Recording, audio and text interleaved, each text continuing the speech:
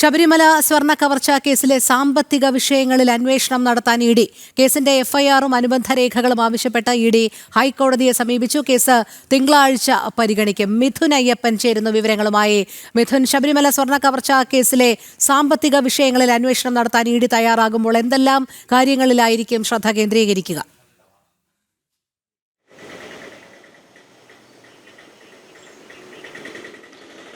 നമുക്കറിയാം, ഈ ശബരിമല സ്വർണ്ണ കവർച്ച കേസ് കേന്ദ്ര ഏജൻസികൾ അന്വേഷണം നടത്തണമെന്നുള്ള ആവശ്യം ആദ്യഘട്ടം മുതൽ തന്നെ വളരെ സജീവമായിരുന്നു. പക്ഷേ നമുക്കറിയാം, ഈ സംസ്ഥാനത്ത് ഇത് സംബന്ധിച്ചുള്ള അന്വേഷണം പുരോഗമിച്ചു കൊണ്ടിരിക്കുകയാണ്. ഇതിനിടയിൽ ഒരു കേന്ദ്ര അന്വേഷണത്തിലേക്ക് പോകുന്നതിൽ ചില പരിമിതികളുണ്ട്. പക്ഷേ സാധ്യമായ രീതികളിലെല്ലാം തന്നെ എല്ലാ വശവും കേന്ദ്ര ഏജൻസികൾ ഇത് നിരീക്ഷണത്തിലുണ്ടായിരുന്നു.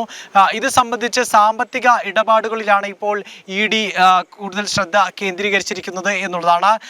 നമുക്കറിയാം, ഉണ്ണികൃഷ്ണൻ പോറ്റിയുമായി ബന്ധപ്പെട്ട് പ്രധാനപ്പെട്ട ചില വിവരങ്ങൾ ഇ.ഡിക്ക് ചില സംശയങ്ങളുണ്ട്. ഉണ്ണികൃഷ്ണൻ പോറ്റിക്ക് ഇത്രയും പണം എവിടെ നിന്ന് ലഭിച്ചു, ഈ കൊള്ള നടത്തിയതുമായി ബന്ധപ്പെട്ടുള്ള പണം അത് എങ്ങനെയാണ് ചെലവഴിച്ചത്, ആരിലൂടെയുമെല്ലാമാണ് ഈ പണം കടന്നു പോയത് എന്നുള്ളത് പ്രധാനമായും ഇ.ഡി. അന്വേഷണ വിധേയമാക്കുന്നുണ്ട്.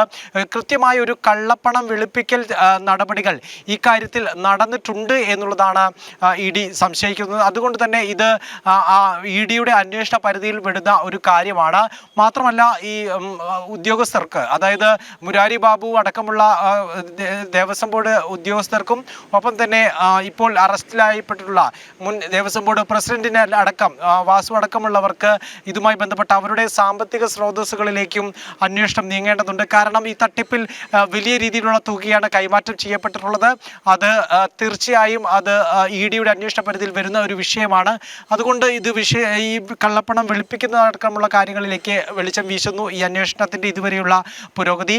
ഇക്കാര്യത്തിൽ നേരത്തെ റാന്നി കോടതിയിൽ ഇത് സംബന്ധിച്ച് ഈ എഫ്ഐആറിൻ്റെ വിശദാംശങ്ങളും അന്വേഷണത്തിൻ്റെ വിശദാംശങ്ങളും ആവശ്യപ്പെട്ടുകൊണ്ട് ഇ.ഡി. വിവരങ്ങൾ ആരാഞ്ഞിരുന്നു. പക്ഷേ അതിനോട് ഈ ആവശ്യം റാന്നി കോടതി പരിഗണിച്ചിരുന്നില്ല, അത് തള്ളുകയാണ് ചെയ്തത്. പക്ഷേ ഈ പശ്ചാത്തലത്തിലാണ് ഹൈക്കോടതിയിലെ അന്വേഷണത്തിലേക്ക് ഇ.ഡി. നീങ്ങിയിരിക്കുന്നത്. തിങ്കളാഴ്ച ഇത് സംബന്ധിച്ചുള്ള കേസ് പരിഗണിച്ച ഹൈക്കോടതി കൃത്യമായി നിരീക്ഷണം നടത്തിയതിനു ശേഷം ആവശ്യമായിട്ടുള്ള നടപടിയിലേക്ക് നീങ്ങുമെന്നുള്ളത് തന്നെയാണ് കരുതുന്നത്.